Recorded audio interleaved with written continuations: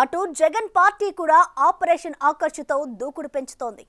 ఇప్పటికే టీడీపీ అసంతృప్త నేతలకు గాలం వేసిన వైసీపీ ఇప్పుడు మరికొందరిపై నజర్ పెట్టింది. ఇప్పటికే టీడీపీ జనసేన ఫస్ట్ లిస్ట్ రావడం, టికెట్ దక్కని వారంతా అసంతృప్తితో ఉండడంతో వారిలో పార్టీకి ఉపయోగపడతారనుకునే వారిని తమ వైపు తిప్పుకునే వ్యూహాల్లో ఉన్నారు.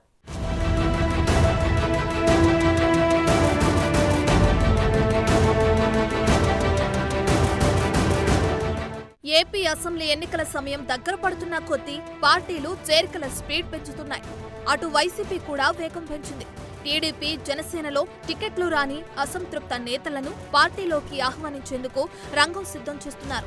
ఇప్పటికే కొందరిని పార్టీలో చేర్చుకోగా మరింత మందిని ఆకర్షిస్తున్నారు. అయితే పార్టీ మారి వచ్చేవారిలో ఉపయోగపడే వారిని వారి పొలిటికల్ ప్రొఫైల్ను చూసి తీసుకుంటామని వైసీపీ ప్రధాన కార్యదర్శి సజ్జల రామకృష్ణారెడ్డి అంటున్నారు. అసలు మామూలుగా అయితే అసంతృప్తి ఉండకూడదు, అక్కడ వదిలేసి 24 ఇంకా చాలా ఉన్నాయి. మరి అక్కడికే అసంతృప్తులు మొదలవుతున్నాయి. మాకు సంబంధించినంత వరకు ఒకటే, అది వాళ్ళ పార్టీ ఇంటర్నల్ అఫేర్.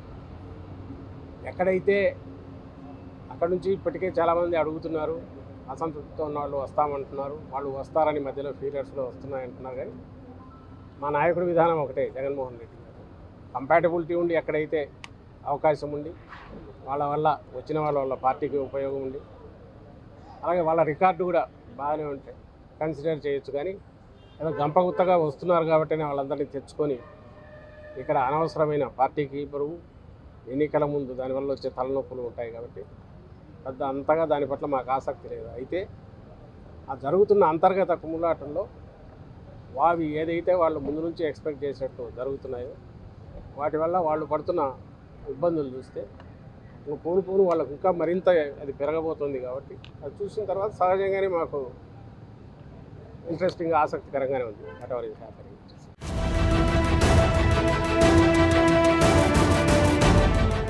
దాదాపు 20 నియోజకవర్గాల్లోని ముఖ్య నేతలు పార్టీని వీడేందుకు సిద్ధంగా ఉన్నారని, అలాంటి వారిని ఆకర్షించాలన్న ఉద్దేశంలో వైసీపీ నేతలున్నారు. పార్టీలో సీనియర్లుగా ఉన్న తమను కాదని కొత్తగా వచ్చిన వారికి టికెట్ ఇవ్వటం ఏంటంటూ ఆందోళనకు దిగుతున్నారు. పార్టీలో 5 ఏళ్లుగా కష్టపడిన తమని కాదని చివరి నిమిషంలో మొండి చేయి చూపడాన్ని జీర్ణించుకోలేకపోతున్న వారిని లిస్టౌట్ చేశారంటున్నారు. అయితే వారందరినీ తాము ఆహ్వానించలేదని వైసీపీ నేతలు అంటున్నారు.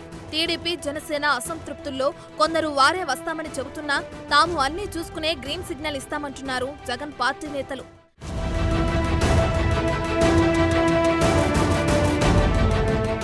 అసంతృప్త నేతల రాకతో టీడీపీ జనసేన కూటమిని మరింత బలహీనపరచవచ్చని వైసీపీ భావిస్తోంది. ఈ నేపథ్యంలోనే పార్టీలను వ్యూహాత్మకంగా దెబ్బకొట్టేందుకు 2 పార్టీల్లోని సీనియర్లను పార్టీలోకి ఆహ్వానించేందుకు రంగం సిద్ధం చేసుకుంటున్నారు. అయితే పార్టీలోకి వచ్చిన తర్వాత సముచిత స్థానం కల్పిస్తామని, టికెట్ల కోసం రావద్దని ముందే చెప్పేస్తున్నారు. జనాకర్షణ, నిబద్ధత ఉన్నవారినే తీసుకోవాలని చూస్తున్నారు. ఒకవేళ వారు వచ్చినా పార్టీకి లాభమా నష్టమా అన్న కోణంలోనూ లెక్కలు వేస్తున్నారు.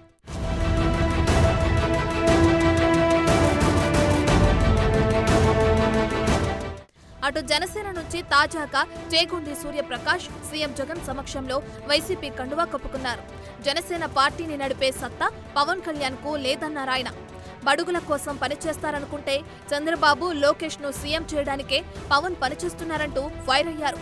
జనసేన పార్టీ పెట్టి 10 ఏళ్లవుతున్నా బూత్ కమిటీలు కూడా వేయలేని పరిస్థితి జనసేనలో ఉందని ఫైర్ అవుతూ సేనానికి గుడ్ బై చెప్పేశారు.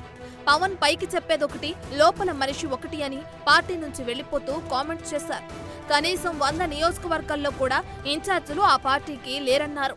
పార్టీ ప్రతినిధులతోటి, పార్టీ యొక్క ముఖ్య శ్రేణులతోటి కనీసం మాట్లాడే అవకాశం, పార్టీని బలోపేతం చేసే అవకాశం ఉన్నా కూడా ఆయన్ని ఆ దిశగా పార్టీని నడపకుండా తెలుగుదేశం పార్టీకి కొమ్ము కాయటానికి నారా చంద్రబాబు నాయుడు గారిని లేకపోతే లోకేష్ను ముఖ్యమంత్రి చేయడానికో ఆయన ప్రయత్నాలు కనిపిస్తున్నాయి తప్పితే 2014 నుంచి ఈ రోజు వరకు చూసుకుంటే సుదీర్ఘకాలం 10 సంవత్సరాల కాలం ఆయన పార్టీ పెట్టడం జరిగింది. కనీసం ఈ రోజుకు బూత్ కమిటీలు వేసే ప్రయత్నాలు ఆయన ఏ రోజు కూడా చేయలే.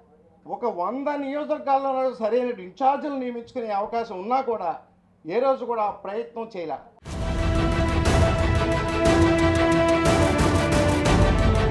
సుదీర్ఘకాలం టీడీపీ వైసీపీలో పనిచేసిన ఎంపీ నాని ఇటీవలే వైసీపీలో చేరారు.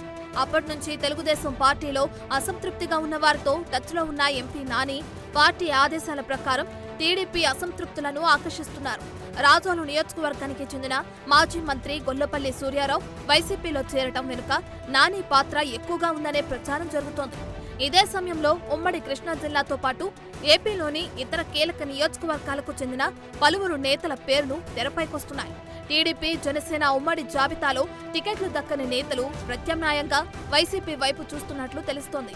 ఇదే సమయంలో సీఎం జగన్ సొంత నియోజకవర్గం పులివెందులకు చెందిన టీడీపీ నేత సతీష్ రెడ్డి కూడా వైసీపీ కండువా కప్పుకున్నారు. చంద్రబాబు, లోకేష్ తనను అనుమానించడం, అవమానించడం రెండూ జరిగాయని, అందుకే పార్టీని వీడానన్నారు. టీడీపీ కోసం 29 ఏళ్లుగా పనిచేసిన గౌరవం దక్కలేదని, టీడీపీ ఒక వ్యాపార సంస్థగా మారిందంటూ ఫైర్ అయ్యారు. తెలుగుదేశం పార్టీలో నేను క్రియాశీలకంగా రాజకీయాలకు వచ్చినప్పుడు దాదాపు 1994-93 నుంచి ఏ రకంగా అయితే అన్కండిషనల్గా వచ్చానో అదే అన్కండిషనల్గా ఈరోజు జగన్మోహన్ రెడ్డి గారికి, వైఎస్ఆర్ కాంగ్రెస్ పార్టీకి సేవ చేస్తానికి నిర్ణయం చేసుకున్నాను.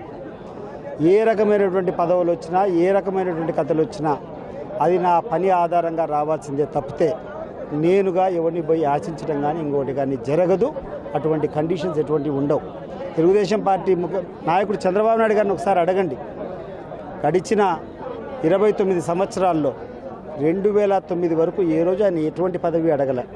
2009లో నేను జైలు పాలైపోయి నేను తిరగడం ఇబ్బంది అయినప్పుడు నేను తిరిగేదానికి నాకు కనీసం సెక్యూరిటీ ఉండాలా, కాబట్టి నాకు ఎమ్మెల్సీ ఇస్తే తప్పితే నాకు ఒక ప్లాట్ఫామ్ ఉండదు, ఒక సెక్యూరిటీ ఉండదని చెప్పి 2009లో అడిగినా 2011లో నాకు ఎమ్మెల్సీ ఇచ్చినాడు తప్పితే అంతవరకు అంటే అప్పటికి నేను 93 నుంచి 2009 వరకు దాదాపు 17-18 ఏళ్ళు ఏ పదవి అడగలేదు, ఏ రోజు ఒక రూపాయి అడగలేదు.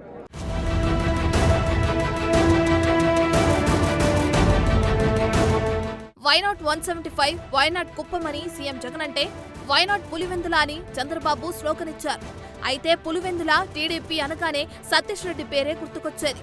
గతంలో ఆయన వైఎస్ రాజశేఖర రెడ్డి, జగన్ పైన పోటీ చేశారు. ఇప్పుడు ఆయన కూడా వైసీపీలో చేరటంతో పులివెందులలో సీఎం జగన్ కు బలమైన ప్రత్యర్థి అంటూ లేకుండా పోయారు.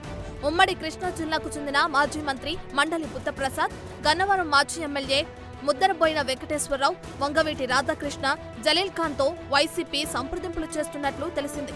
అటు రాధాకృష్ణ వైసీపీలో చేరితే తగిన ప్రాధాన్యమిస్తామని హామీ ఇచ్చినట్లు చెబుతున్నారు. అవనిగడ్డ సమన్వయకర్తగా నియమించిన సింహాద్రి చంద్రశేఖరరావు పోటీకి విముఖంగా ఉన్నారనే టాక్ తో బుద్ధప్రసాద్ తో మంతనాలు జరుపుతోంది వైసీపీ. మొత్తంగా ఆపరేషన్ ఆకాష్ చేరికలతో ఎలక్షన్ షెడ్యూల్ రిలీజ్ అయ్యే నాటికి పాజిటివ్ సిగ్నల్స్ ను జనంలోకి పంపేలా ప్లాన్ చేసుకుంటున్నారు.